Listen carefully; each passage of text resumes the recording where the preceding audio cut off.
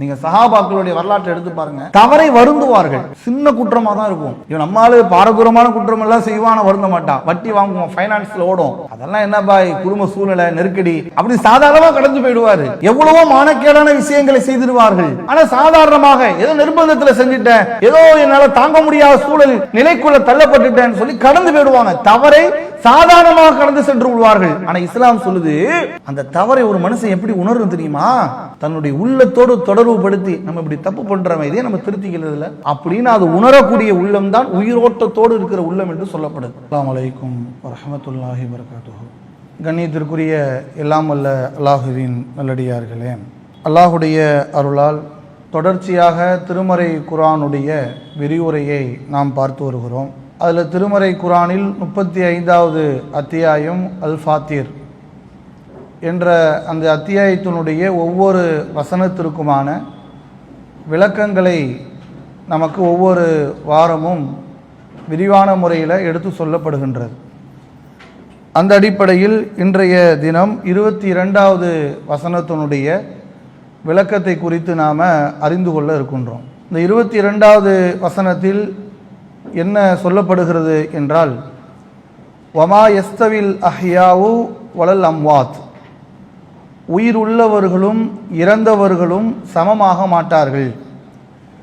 இன்னல்லாக யுஸ்மியு மையஷாவு, தான் நாடியவர்களை அல்லாஹ் செவியேற்குமாறு செய்கின்றான்.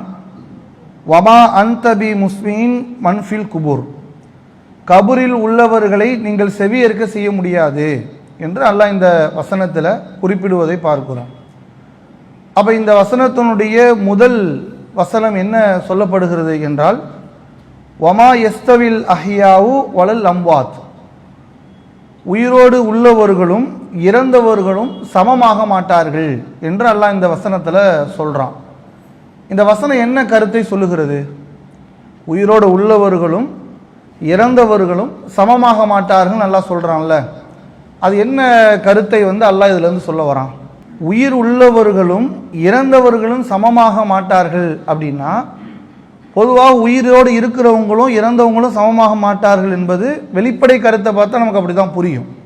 ஒரு ஆள் உயிரோடு நடமாடுறாரு, அவருக்கு ரூஹு இருக்குது, பார்க்குறாரு, பேசுகிறாரு, சாப்பிட்றாரு, எல்லாமே செயல்படுறாரு. இப்போ நாம் உயிரோடு இருக்கோம். அப்போ நாம் உயிரோடு இருக்கும் பொழுது சாதாரணமாக எல்லா செயல்பாடுகளுமே அன்றாடம் செய்கிறோம்.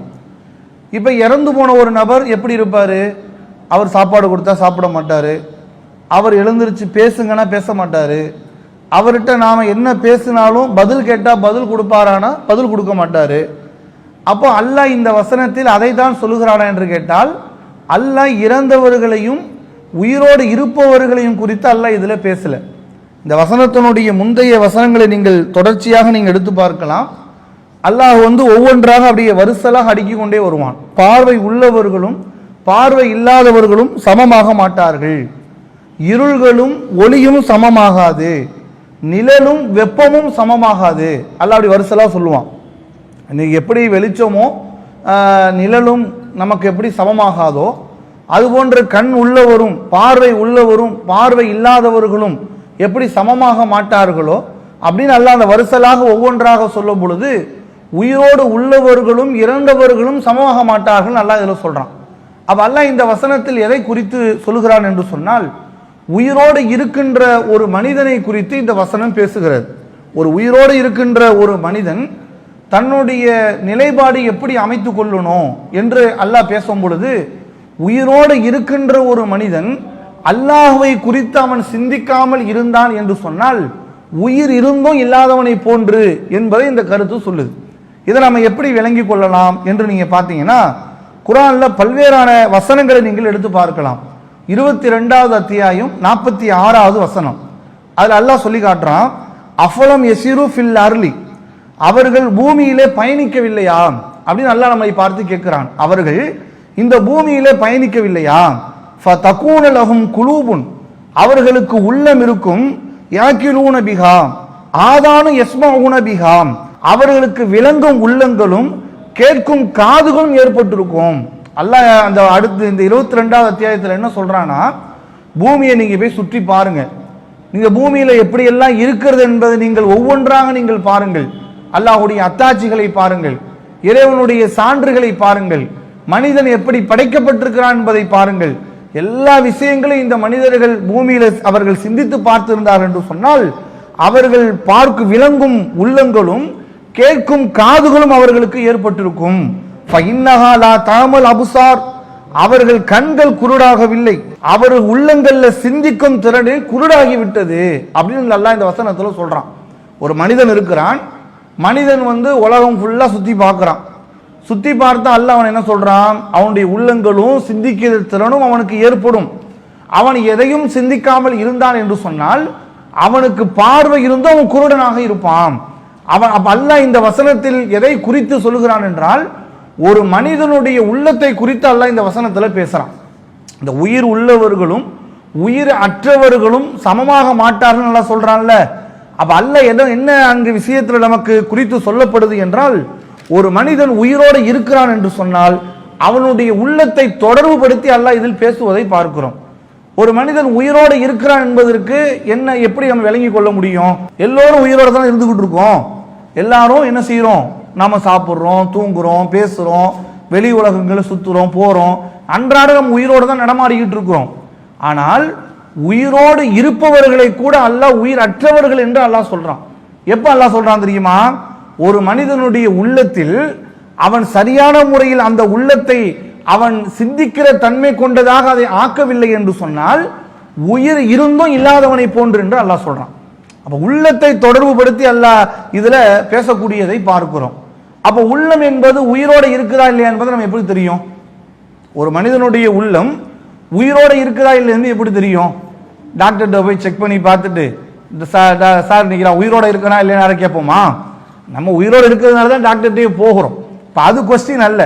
அப்ப அல்லாஹ் இதுல என்ன சொல்ல வரான், ஒரு மனிதன் தன்னுடைய உள்ளம் உயிரோட்டத்தோடு தான் இருக்கிறது என்பதை எப்படி விளங்கிக் கொள்ள முடியும் என்று சொல்லும் பொழுது சில காரணங்களை நமக்கு திருமறை குர்ஆன் சொல்லுகிறது. இப்ப நம்ம எல்லாம் இருக்கிறோம் அப்படின்னு வைத்துக் கொள்ளுங்கள், நம்மளுடைய உள்ளம் உயிரோட்டத்தோடு தான் இருக்கிறது என்பதை நம்ம எப்படி புரிஞ்சுப்போம்? இப்ப நம்ம உயிரோட்டத்தோடு தான் இருக்கிறோம், ரத்தம்லாம் ஓடுதுங்க, ஹார்ட் பீட்லாம் இருக்குதான் செய்யுது, அந்த அல்லாஹ் இதுல சொல்லல. நம்ம உயிரோட்டத்தோடு சிந்தனை ஓட்டங்களோட தான் இருக்கிறோம் என்பதை எப்படி நாம விளங்கிக் கொள்வோம்? ஒரு தவறை செய்துவிட்டு அந்த தவறு என்று நாம் உணர்கிறோமா அப்படிங்கிறத உயிரோட்டம் இருக்குதா இல்லை என்பதை நம்ம விளங்கிக் கொள்ள முடியும். இப்ப இல்ல அல்லாஹ் இதுல சில காரணங்களை நமக்கு சொல்வதை நம்ம திருமறை குர்ஆன்ல பார்க்கிறோம். ஒரு மனிதன் அவனுடைய உள்ளம் உயிரோட்டத்தோடு தான் இருக்கிறதா இல்லை என்பதை எல்லா மனிதர்களும் டெஸ்ட் பண்ணி பார்க்கணும். நம்மளுடைய உள்ளம் அல்லாஹுடைய சிந்தனையோடு தான் நம்ம இருக்கிறோமா, நாம இறை சிந்தனையோடு தான் நம்முடைய வாழ்க்கை பயணம் தொடர்ந்து கொண்டிருக்கிறதா அப்படிங்கிறத எல்லா மனிதர்களுமே தன்னுடைய வாழ்நாள் ஒவ்வொரு நாளும் அதை குறித்து சிந்திக்க வேண்டும். நீங்கள் திருமறை குர்ஆன்ல 7வது அத்தியாயம் 179வது வசனத்தை எடுத்து பாருங்க. அது அல்லாஹ் இறை மறுப்பாளர்களை குறித்து அல்லாஹ் பேசலாம். காஃபிர்கள் இருக்காங்கல்ல, அவர்களை குறித்து அல்லாஹ் பேசும் பொழுது என்ன சொல்றான் தெரியுமா? வலக்கது தரானாலி ஜஹன்னம கஸீர மினல் ஜின்னி வல் இன்ஸ், ஜின்களையும் மனிதர்களில் அதிகமானவர்களை நரகத்திற்காக வேண்டி நாம் படைத்திருக்கிறோம் என்று சொல்லிவிட்டு, லஹும் குலூபுன், அவர்களுக்கு உள்ளம் இருக்கும், லா யஃப்கஹூன பிஹாம், அவர்கள் சிந்திக்க மாட்டார்கள், வலஹும் ஐனுன், அவர்களுக்கு கண் இருக்கும், லா யுப்சிரூன பிஹாம், அதை கொண்டு அவர்கள் நல்லதை கெட்டதை கண்ணை கொண்டு பார்ப்பான், அந்த கண்ணை கொண்டு என்ன செய்ய மாட்டார்கள், இது அல்லாஹ் எப்படி படைச்சிருக்கிறான், இது அல்லாஹுடைய அதிசயங்கள்ல ஒன்றாச்ச, இறைவன் இந்த மாதிரியான ஒரு அற்புதங்களை உண்டாக்கி இருக்கிறான என்று அவன் சிந்திக்க மாட்டான். லா யுப்சிரூன பிஹாம் வலஹும் ஆதானுன், அவனுக்கு காது இருக்கும், லா யஸ்மஊன பிஹாம், அவன் கேட்க மாட்டான். உலாயிக்க, அவர்கள் எப்படிப்பட்டவர்கள் என்று சொன்னால், உலாயிக்க கல் அன்ஆம், அவர்கள் கால்நடைகளை போன்றவர்கள், அதைவிட வழிகட்டவர்கள், அதைவிட கேவலமானவர்கள், அவர்களே அலட்சியம் செய்தவர்கள் என்று அல்லாஹ் இந்த வசனத்துல சொல்வதை பார்க்கிறோம். அப்ப அல்லாஹ் இந்த வசனத்தில் அல்லாஹ் நமக்கு என்ன குறிப்பிடுறான்? அல்லாஹ் யாரை கால்நடைன்னு சொல்றான்? சிந்திக்காதவங்களே அல்லாஹ் சொல்றான். உள்ள இருக்கு, கண்ணு இருக்கு, அவனுக்கு எல்லாம் அறிவும் அவனுக்கு வழங்கப்பட்டிருக்கிறது, அவன் அவனுடைய சிந்தனையை சரியான முறையில் செலுத்தாதவன், அல்லாஹ்வை குறித்து தொடர்பு படுத்தாதவன், இறைவனை பற்றி நினைக்காதவன், இறைவனுடைய அற்புதங்களை குறித்து யோசிக்காதவன், அப்படியான ஒரு மனிதன் இந்த உலகத்தில் எப்படியான மனிதன்? அவன் உடல் இருந்தும் சடலமானவன், ஒரு மௌத்த போன்றுதான். அல்லாஹ்வுடைய அருளை சிந்திக்கல, அல்லாஹ்வுடைய அற்புதத்தை சிந்திக்கல, அல்லாஹ் மனிதனை எப்படி படைத்திருக்கிறான் என்பதை குறித்து சிந்திக்கல. நம்மெல்லாம் நம்மை பற்றி சிந்திச்சாலே நாம அவ்வளவு வியப்புக்குரியதாக இருக்கும். நம்முடைய உடலில் இயங்குகின்ற ஒவ்வொரு பகுதியை குறித்து நீங்கள் சிந்தித்து பாருங்கள். ஒரு மனிதன் அன்றாடம் தூங்குகிற தூக்கம், ஒரு நாளைக்கு நீங்க தூங்கல, 2 நாள் நீங்க தூங்கல, 3 நாள் தூங்கல, 1 வாரம் தூக்கம் இல்லை, என்ன நிலைமைக்கு நம்ம ஆயிடும் நீங்க யோசிச்சு பாருங்க. 3 நாள் 1 நாள் நம்ம தூங்கலனாலே நம்முடைய அன்றாட செயல்பாடுகள் நமக்கு நடக்காது. அவ்வளவு டென்ஷன் ஆயிடும், அவ்வளவு பிரஷர் ஏறிடும். அப்போ தூக்கம் என்பது எவ்வளவு பெரிய அருள் கூட. அந்த தூக்கத்துக்கு அல்லாஹ் நமக்கு அல்லாஹை பற்றி நாம சிந்தித்து பார்க்கும் பொழுது அல்லாஹ் ஒரு மனிதனை எப்படி எல்லாம் படைத்து எவ்வளவு அற்புதங்களை கொடுத்து எவ்வளவு விஷயங்களை நமக்கு இந்த உலகத்தில் விசாலமாக்கி வைத்திருக்கிறான். அப்படிப்பட்ட ஒரு நிலையை ஒரு மனிதன் சிந்திக்காமல் இருக்கிறான் என்று சொன்னால் அவனை குறித்து அல்லாஹ் சொல்லுகிறான், இவன் தான் என் ஜனாசா, உயிரோடு இருந்து ஜனாசா அவன் அப்படின்னு சொல்லக்கூடியதை பார்க்கிறோம். நீங்கள் நபிமார்களுடைய வரலாற்றை நீங்க எடுத்து பார்த்தீங்கன்னா எல்லா நபிமார்களுமே அந்த சமூகத்தில் எப்படியான பிரச்சாரங்களை முன்னிட்டார்கள் தெரியுமா? நீங்கள் அல்லாஹ்வை குறித்து சிந்திங்கன்னு சொன்னாங்க. நூஹ் அலைஹிஸ்ஸலாம் அவங்க எத்தனை ஆண்டுகள் பிரச்சாரம் பண்ணாங்க? 950 ஆண்டு காலம் பிரச்சாரம் செய்தார்கள். ஆனால் நூஹ் அலைஹிஸ்ஸலாமுடைய பிரச்சாரத்திலிருந்து அவர்களால் வென்றெடுக்கப்பட்டவர்கள் சொற்பமானவர்கள்.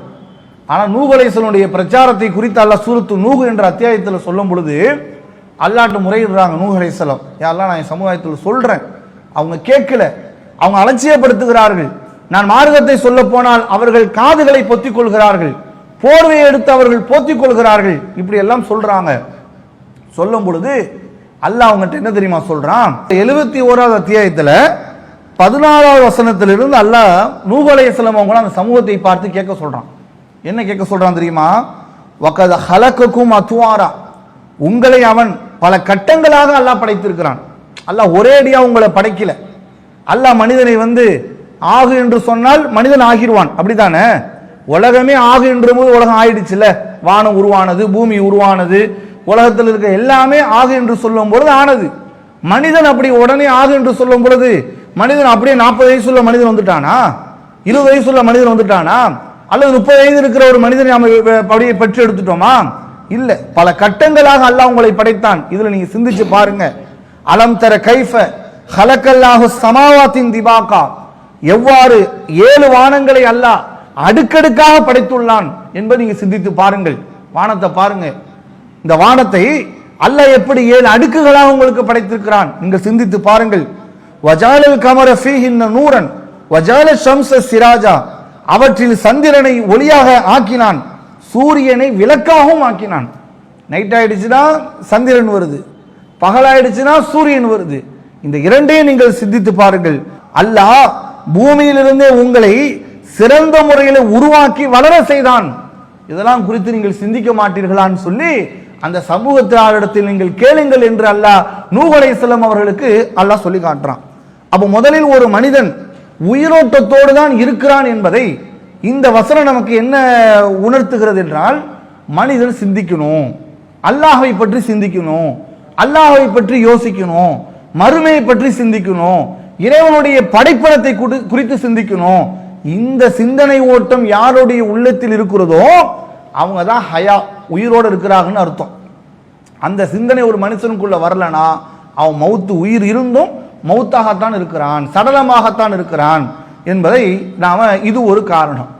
இது மாதிரி இன்னொரு செய்தி நமக்கு சொல்லப்படுது. என்ன காரணம் அப்படின்னா, குர்ஆனை நீங்கள் எடுத்து பார்த்தீர்கள் என்று சொன்னால் அல்லாஹ் ஒரு மனிதனை பல்வேறான விஷயங்களில் அறிவுரைகள் இறைவன் மனிதனுக்கு வழங்குகிறான். பல அறிவுரைகளை அல்லாஹ் கொடுக்கிறான்ல, அந்த அறிவுரைகளை எல்லாம் யார் அந்த அறிவுரைகள் எந்த மனிதனுக்கு பயனளிக்கக்கூடியதாக இருக்கிறதோ அந்த அறிவுரையை நமக்கான அறிவுரையாக எடுத்துக்கொண்டு, நமக்கான போதனையாக எடுத்துக்கொண்டு, யார் அந்த அறிவுரை மூலமாக பயனளிக்கக்கூடியதாக இருக்கிறதோ அந்த அடியானுடைய உள்ளமும் உயிரோட்டத்துக்குரிய உள்ளமாக இருக்கிறது அப்படின்னு குர்ஆன் சொல்லுது. நீங்கள் திருமறை குர்ஆன்ல அன்ஃபால் என்ற அத்தியாயத்தில் 2வது வசனம், அதில் அல்லாஹ் சொல்லி காட்டுறான், இந்த மூமின் என்பவர்கள் யார் என்று சொன்னால், அல்லாஹ்வை பற்றி அவர்களுக்கு கூறப்பட்டால் வஜிலத் குலூபஹும், அவங்களுடைய உள்ளம் நடுங்குமா. அல்லாஹ்வை பற்றியும் மறுமை பற்றியும் அல்லாஹ்வுடைய கட்டளைகளை பற்றியும் ஒரு அடியார்களுக்கு சொல்லப்பட்டால் அவருடைய உள்ளங்கள் நடுங்கும். வ இதா துலியத்து அலைஹிம் ஆயாத்துஹு ஸாதத்துஹும் ஈமானா, அவங்களுடைய அல்லாஹ்வுடைய வசனங்கள் அவர்களுக்கு ஓதி காண்பிக்கப்பட்டால் அவங்களுடைய ஈமானை அது அதிகரிக்கக்கூடியதாக இருக்கும் அப்படிங்கிற விஷயத்தை அல்லாஹ் இதுல சொல்வதை பார்க்கிறோம். அப்போ ஒரு உயிரோட்டத்தோடு இருக்கிற உள்ளம் என்பதற்கு இரண்டாவது காரணமாக அல்லாஹ் நமக்கு என்ன சொல்றான்? அல்லாஹ்வை பற்றி சொல்லும் பொழுது மனிதனுடைய உள்ளம் அந்த விஷயத்தை ஏற்றுக்கொண்டு பயனளிக்கக்கூடியதாக இருக்கணும். அறிவுரைகள் பொதுவாக நீங்க அறிவுரைகள் பார்த்தீங்கன்னா நிறைய பயான்கள்ல மக்கள் கேட்பாங்க. நிறைய பயான்கள், நிறைய ஜும்மா பயான்கள், நிறைய அற்புதமான பல்வேறான பயான்களை கேட்பாங்க. ஆனால் ஒரு அறிவுரை என்பது எப்படி ஒரு மூமினுக்கு இருக்கணுமா? அது நமக்கு நம்மளுடைய லைஃப்ல ஏதோ மாற்றத்தை உருவாக்கணும். ஒரு போதனைகள், நாம் கேட்கிற ஒரு செய்தி நம்மளுடைய உள்ளத்தில் மாற்றத்தை உண்டாக்கக்கூடியதாக அது இருக்கணும். அப்படி அந்த மாற்றத்தை உண்டாக்கக்கூடிய வகையில் ஒரு அறிவுரை ஒரு மனிதனுடைய உள்ளத்தில் பயனளிக்கும் என்று சொன்னால் அந்த உள்ளம் எப்படியான உள்ளம் என்று சொல்கிறது? உயிரோட்டமோடு இருக்கிற உள்ளம். அறிவுரை பயனளிக்கல, நம்ம ஜும்மா வாரம் ஃபுல்லா ஜும்மா, வருஷம் ஃபுல்லா ஜும்மா கேட்டிருப்போம். ஜும்மா பயனளிக்க பாருங்க, அல்லாஹ் அக்பர்னு இமாம் தக்பீர் கட்டும் போது தான் வருவாங்க. பயனளிச்சிருக்கிற அவங்களுக்கு எத்தனையோ அறிவுரைகள், திருமணத்தின் நபி வழி திருமணத்தை குறித்து நாம கேட்டிருப்போம், அறிந்திருப்போம். ஆனால் ஒரு திருமணம் நிலை என்று வரும் பொழுது நமக்கென்று அந்த சூழல் வரும் பொழுது அந்த சட்டத்தை மீறி நம்ம போயிடுவோம். பொருளாதாரத்தை குறித்து நிறைய தெரிந்து வைத்திருப்போம். ஆனால் நமக்கென்று ஏதேனும் ஒரு நெருக்கடியான சூழல் வரும் பொழுது மார்க்கம் தடுத்த எதை ஹராம் என்று நமக்கு வழிகாட்டி இருக்கிறதோ அந்த ஹராமை மிக இலகுவான முறையில் நாம ஈஸியா ஹலால் ஆக்கிடுவோம். அப்போ அறிவுரை என்பது ஒரு மனிதனுடைய வாழ்க்கையில் பயனளிக்கக்கூடியதாக இருக்கணும். அந்த நிலையில் யாருடைய உள்ளம் இருக்கிறதோ அந்த உள்ளம் தான் அல்லாஹ் ரபுல் ஆலமீன் சொல்கிறான் உயிரோட்டம்க்குரிய உள்ளம். இதை நாம டெஸ்ட் பண்ணணும். இப்போ நமக்கு இப்படிலாம் இருக்குதா? நாம் அப்படி இருக்கோமா? நம்ம ஒரு அறிவுரையை கேட்டா, நாம் ஒரு செய்தியை கேட்டா, அல்லாஹ் பற்றி சொல்லப்பட்டால், மறுமையை பற்றி சொல்லப்பட்டால், தொழுகையை பற்றி சொல்லப்பட்டால், நரகத்தை பற்றி சொல்லப்பட்டால், கபரை பற்றி சொல்லப்பட்டால், விதியை குறித்து பேசப்பட்டால், சோதனை குறித்து பேசப்பட்டால் நம்மளுடைய உள்ளங்களில் என்ன மாற்றத்தை உண்டாக்குறது? அப்ப இந்த சிந்தனை யாருடைய உள்ளங்களில் இருக்கிறதோ அது அவருடைய உள்ளம் உயிரோட்டத்துக்குரிய உள்ளம் என்று விளங்கிக் கொள்ளணும். மூன்றாவது பாயிண்ட், ஒரு தவறை மனுஷன் உணரணும். பொதுவாக தவறை உணர்வது என்பது உள்ளம் சார்ந்த விஷயம் தானே. நீங்க தவறை சுட்டி காட்டினா எல்லாரும் ஏற்றுக்க மாட்டாங்க. மனிதனுடைய ஒரு தவறை சொல்றோம், என்னங்க தொழுகையில் இப்படி தப்பு பண்றீங்களே, என்னங்க உங்களுடைய பொருளாதார விஷயங்கள்ல இப்படி நடந்துக்கிறீங்களே, நீ என்னடா சொல்றது? கொள்கையில ஒரு தவறு செய்து விட்டால், கொள்கை விஷயத்தை இப்படி பலவீனமா இருக்கீங்க, என்ன ஒரு பெரிய ஆளா, இவர் எனக்கு அறிவுரை சொல்வதா, அதை நான் கேட்பதா, அந்த அளவுக்கு வளர்ந்துட்டாரா? கேட்க மாட்டாங்க. தவறை சுட்டி காட்டும் போது கேட்க மாட்டாங்க. ஆனா அல்லாஹ் சொல்லி காட்டுறான், ஒரு மனிதன் தன்னுடைய தவறை உணர்ந்து அந்த தவறிலிருந்து விடுபடுகிறானே. ஒரு மனிதன் ஒரு தவறு செய்கிறான், ஒரு பாவத்தை செய்கிறான், மீண்டும் அந்த பாவத்தின் பக்கம் செல்லாமல் அந்த தவறிலிருந்து விடுபடும் நினைக்கிறான் பாருங்க, அந்த அடியானுடைய உள்ளம் உயிரோட்டத்திற்குரிய உள்ளம் என்று சொல்லப்படுது. திருமறை குர்ஆன்ல 83வது அத்தியாயம் 14வது வசனம். இதுல கவனிங்க, அல்லாஹ் சொல்றான், கல்லா பல்ரான அலா குலூபிஹிம் மா கானு யக்ஸிபூன், அவர்கள் செய்து கொண்டிருந்தவை உள்ளங்களில் கரையாக படிந்து விட்டன என்று அல்லாஹ் சொல்றான். தப்ப நம்ம உணரலன்னா அது எப்படி ஆயிடுமா? உள்ளத்துல துரு பிடிச்ச கரை மாதிரி அது படிஞ்சிருமா. ஒரு இடத்துல ஒரு குப்பையை போடுறோங்க, குப்பையை உடனே எடுத்துடுறோம், அப்ப அந்த இடம் சுத்தமாயிடும். முதல் நாள் ஒரு குப்பையை போடுறோம், ஃபர்ஸ்ட் ஒரு குப்பை இருக்கும், ரெண்டாவது நாள் இன்னொரு பேப்பர் போடுறோம், 2 குப்பை இருக்கும், ஒரு வாரம் போடுறோம், கொஞ்சம் குப்பை இருக்கும், ஒரு மாசம் போடுறோம், அப்ப குப்பை மேடாக மாறும், ஒரு 3 மாசம் போடுறோம், என்ன ஆயிடும்? அந்த இடம் பயன்படுத்துவதற்கே தகுதியற்ற இடமாக மாறிடும். அப்ப அல்லாஹ் இங்க நமக்கு என்ன சொல்றான்? ஒரு மனிதனுடைய தவறை அவன் உணர்ந்து, ஒரு மனிதன் தான் செய்கின்ற தவறுடைய பலவீனத்தை அவனே சிந்தித்து பார்த்து அந்த தவறை ஒரு மனிதன் திருத்திக் கொள்கிறானே, அந்த மனிதன் உயிரோட்டத்திற்குரிய மனிதனாக இருக்கிறான். அவன் அந்த தவறை அவன் உணர்ந்தாலும் எப்படி ஆயிடுவான்? கரை படிந்த மனிதனாக அவன் மாறி விடுகிறான். திருப்பிடிச்சதாக உள்ளத்தில் அவனுடைய கரை படிந்து விட்ட உள்ளமாக அது மாறி விடுகிறது அப்படிங்கிற விஷயத்தை அல்லாஹ் இந்த வசனத்துல சொல்வதை பார்க்கிறோம். அதே போன்று இதே வலியுறுத்தி இன்னொரு வசனம் சொல்லப்படுது. 2வது அத்தியாயத்து 74வது வசனத்திலையும் அல்லாஹ் இதை சொல்வதை பார்க்கிறோம். அப்ப பொதுவாக நம்முடைய உள்ளங்களுடைய நிலை எப்படி இருக்கணும் அப்படின்னா, ஒரு தப்பை செய்யும் பொழுது அந்த தவறை குறித்து நம்ம வருந்தணும். நீங்க சஹாபாக்களுடைய வரலாற்றை எடுத்து பாருங்க, தவறை வருந்துவார்கள். சின்ன குற்றமாக தான் இருக்கும். இவன் நம்மளால பாரதூரமான குற்றம் எல்லாம் செய்வான், வருந்த மாட்டான். வட்டி வாங்குவான், ஃபைனான்ஸில் ஓடும். அதெல்லாம் என்ன பாய், குடும்ப சூழ்நிலை நெருக்கடி, என்னால் முடியல அதனால வாங்கிட்டேன், அப்படி சாதாரணமாக கடந்து போயிடுவார். எவ்வளவோ மானக்கேடான விஷயங்களை செய்திருவார்கள்.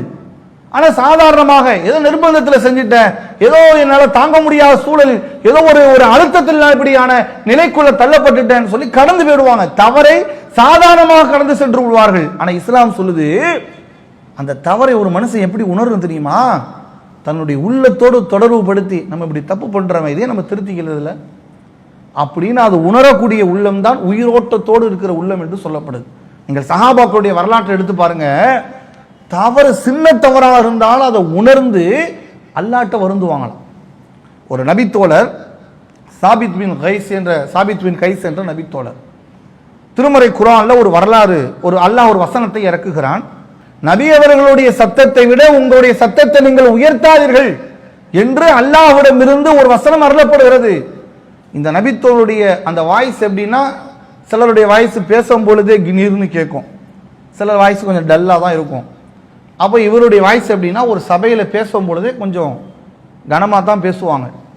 அப்போ இவங்க என்ன செய்கிறாங்கன்னா, அழுகுறாங்க, வீட்டிலேருந்து வருத்தப்படுறாங்க. நான் ரசூல்லாவுடைய சபையில் பேச முடியாதோ, ரசூல்லாவுடைய சபை அவங்க சத்தத்தை விட என் சத்தம் உயர்ந்துருச்சுன்னா நான் நஷ்டவாளியாக மாறிடுவேன்னு கவலைப்படுறாங்க. ரசூல்லாவுடைய சபைக்கு இவங்க வரல. அல்லாஹ்வுடைய தூதர் நீண்ட நேரம் பார்த்து விட்டு நபித்தோர்கிட்ட கேட்கிறாங்க, இவர் எங்க ஆளே காணோம் அப்படின்னு சொல்லி ரசூலுல்லாஹி அலைஹி வஸல்லம் அவங்ககிட்ட அல்லாஹ்வுடைய தூதர் இவருக்கு செய்தியை சொல்லி அனுப்புறாங்க. அவர் நரகவாசி அல்ல, பல் ஹுவ மின் அஹ்லில் ஜன்னah, அவர் சொர்க்கவாசி என்று நீங்கள் சொல்லுங்க. அவர் கவலைப்பட்டார். ஒரு சின்ன விஷயம் தாங்க. இவருக்கு முன்னாடி என்ன சத்தமா பேசுன பெரிய இவரு அவரும் தூக்கி போட்டு போயிட்டார்னா, அவர் அதை நினைக்கல. ஒரு சின்ன சட்டம், அந்த விஷயத்தில் கூட நாம குறைபாடு இருந்துடக்கூடாது என்ற கவலை. இந்த உள்ளம் ஒரு உயிரோட்டத்தோடு இருக்கிற உள்ளத்திற்கு அல்லாஹ் உதாரணமாக நம்ம வரலாற்றில் பார்க்க முடியும். அப்ப அல்லாஹ் இதுல என்ன சொல்றான்னா, உயிரோடு உள்ளவர்களும் இறந்தவர்களும் சமமாக மாட்டார்கள் அப்படின்னு அல்லாஹ் சொல்றான். அப்ப உயிரோடு உள்ளவர்கள்னா யாரு? உயிரோடு உள்ளவர்கள் இறந்தவர்கள் என்பது யாரை குறிக்குது? இளையச்சம், உள்ளத்தோடு தொடர்பு படுத்தப்பட்டது. சிந்திக்கக்கூடியவர்களே அல்லாஹ் சொல்றான். சிந்திக்கிறவன் தான் உயிரோடு இருக்கிறவன்.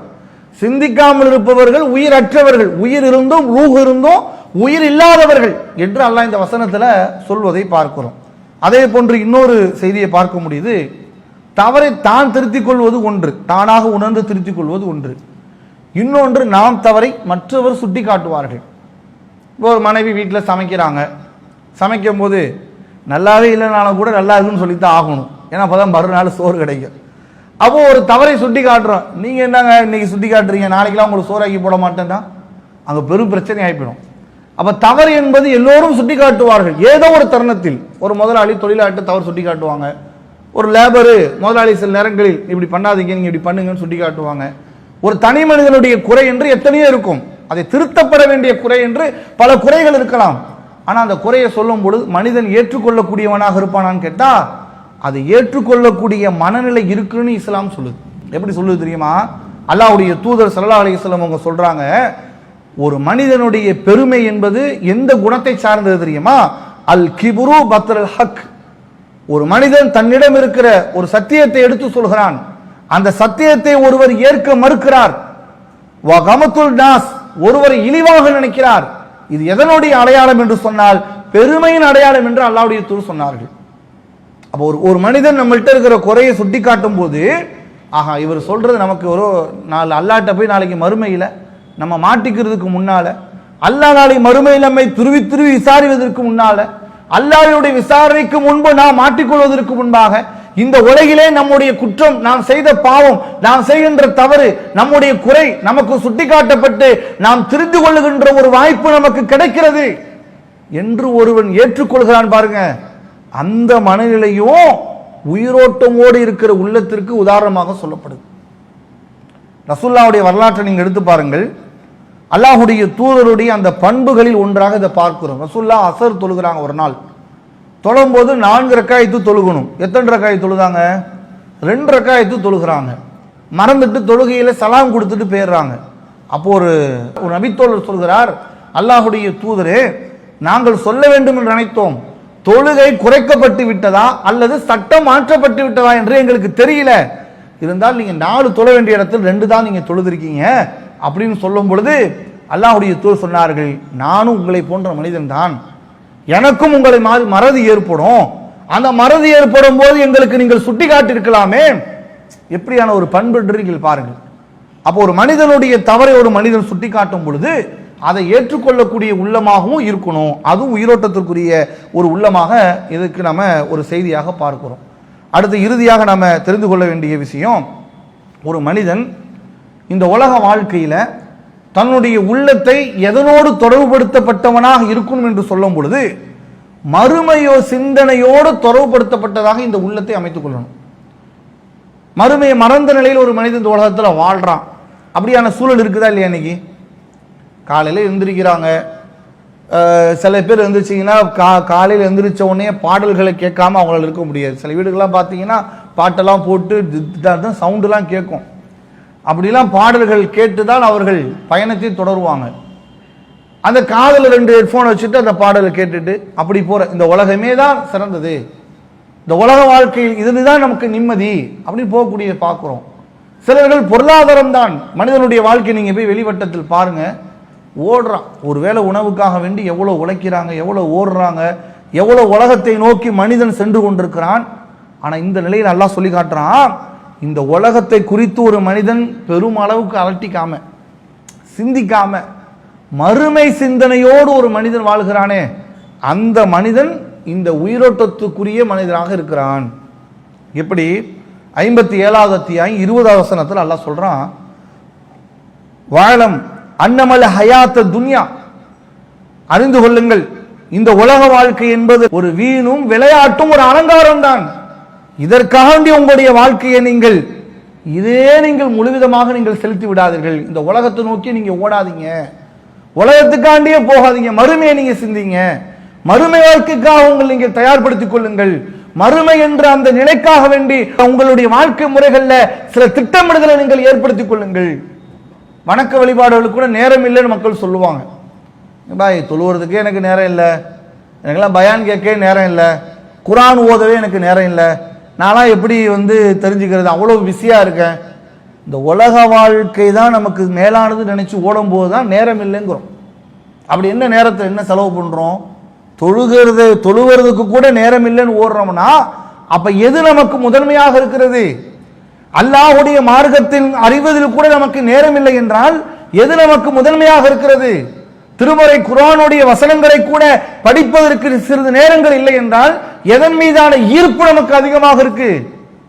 அல்லாஹ் சொல்றான், இந்த உலகம் அற்பமானதுப்பா, நீ ஏன் இந்த உலகத்துக்காண்டி ஓடுற? தேவைதான், உன் மனைவிக்கு உணவு கொடுக்கணும், பிள்ளைக்கு தேவை படிப்பு கொடுக்கணும், உன் உடல் ஆரோக்கியத்திற்கான மருத்துவத்திற்கான பொருளாதாரங்களை நீ சேர்க்கணும், இதெல்லாம் இந்த உலக வாழ்க்கையில் தேவை, அவசியம்.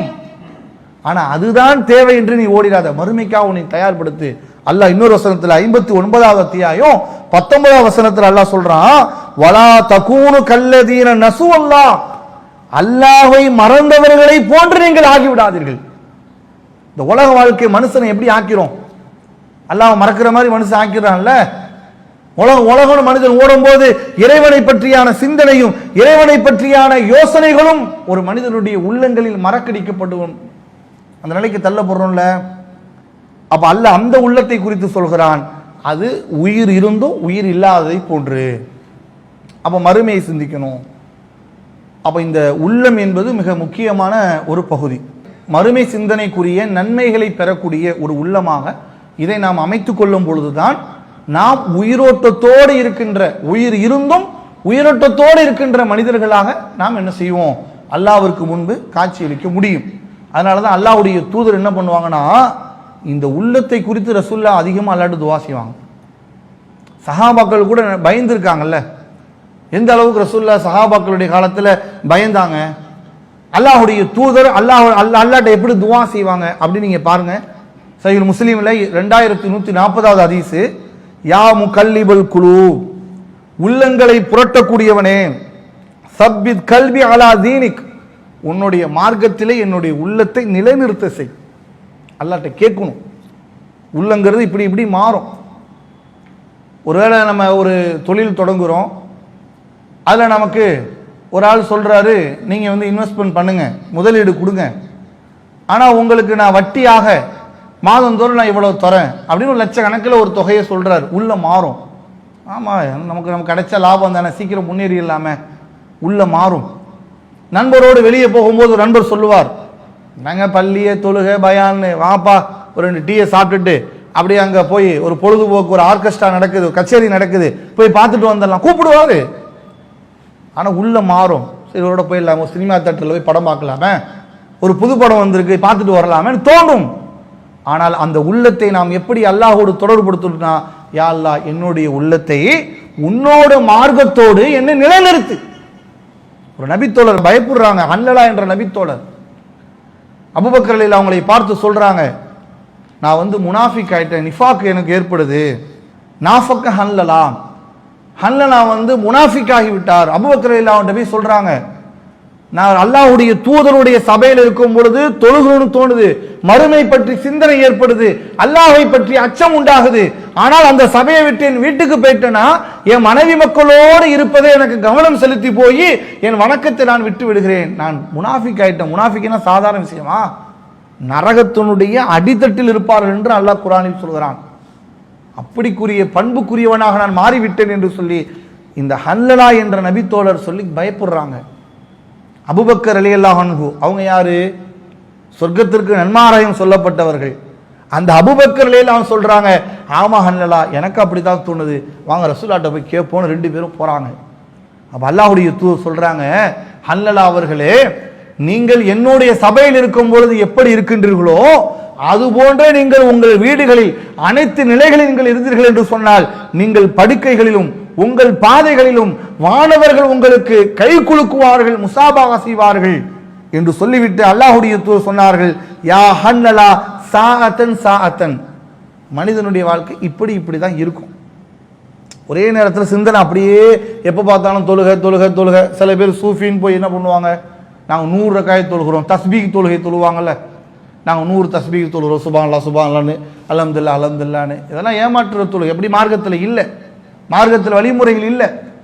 இபாதத் என்றால் மனிதன் எப்படி நினைக்கிறான், ஒரு தனி ரூமில் இருக்கணும். நான் இப்போ சமீபத்தில் ஒரு வீடியோலாம் நீங்கள் பார்த்துருக்கலாம். கடவுளை பார்ப்பதற்காக பல ஆண்டுகள் அவர் நின்ற நிலையிலே நிற்கிறாரு, காலெல்லாம் வீங்கி போய் ஒரு வீடியோ வருது. அவர் நம்பிக்கை தவறு, ஆனால் அவர் ஏதோ ஒரு நம்பிக்கையில் அப்படி நிற்கிறாரு. ஆனால் இஸ்லாம் சொல்லுகிறது, இப்படிதான் நிற்பது வணக்கம் என்று நினைக்காதீங்க. வணக்கம்னா மனுஷன் நினைக்கிறான், தன்னை வருத்திக்கிட்டு கஷ்டப்பட்டுக்கிட்டு சிரமப்பட்டுட்டு இப்படி செய்யறதா வணக்கம் நினைக்கிறான். அப்படி கிடையாது. இப்படி மனிதனுடைய வாழ்க்கையில் இப்படித்தான் இருக்கும். ஆனால் நீங்கள் உங்களுடைய சிந்தனையை அல்லாஹ்வுடைய சிந்தனை அந்த நிலையோடு உங்களுடைய உள்ளத்தை நீங்கள் அமைத்துக் கொள்ளுங்கள் என்று அல்லாஹ்வுடைய தூதர் வழிகாட்டுறாங்க. எனவே நாமளும் நம்முடைய உள்ளம் உயிரோட்டத்திற்குரிய உள்ளமாக இருக்க வேண்டும் என்று சொன்னால் இந்த உள்ளத்தை நாம் எப்படி அமைத்துக் கொள்ள வேண்டும்? மறுமை, உலகம், இறைவனுடைய வசனங்கள், திருமறை குர்ஆனை படிப்பது, அல்லாஹ்வை பற்றி நினைப்பது, அல்லாஹ்வுடைய அத்தாட்சிகளை பார்த்து நாம் சிந்திப்பது, இறை வணக்கத்தோடு நம்முடைய சிந்தனைகளை ஏற்படுத்திக் கொள்வது, சில கட்டங்களில் அதை விட்டு நாம் தவறி வெளியே போகும் பொழுது மீண்டும் மறுமை குறித்து சிந்தனைகள் ஏற்படுத்தி நம்முடைய தொடர்பை அதிகப்படுத்திக் கொள்வது, இதுதான் ஒரு மனிதனுடைய மறுமை வாழ்க்கைக்குரியதாக வெற்றிக்குரியதாகவும் இருக்கும். எனவே இந்த வசனத்திற்குரிய விளக்கமும் அதுதான் நமக்கு சொல்லுகின்றது. எனவே இன்ஷா அல்லாஹ் அடுத்த வாரம் இந்த அடுத்த ஆயத்துகளினுடைய தொடரை உங்களுக்கு விளக்கப்படும். அஸ்ஸலாமு அலைக்கும் வரஹ்மத்துல்லாஹி வபரகாத்துஹு. அல்லாஹு அக்பர், அல்லாஹ்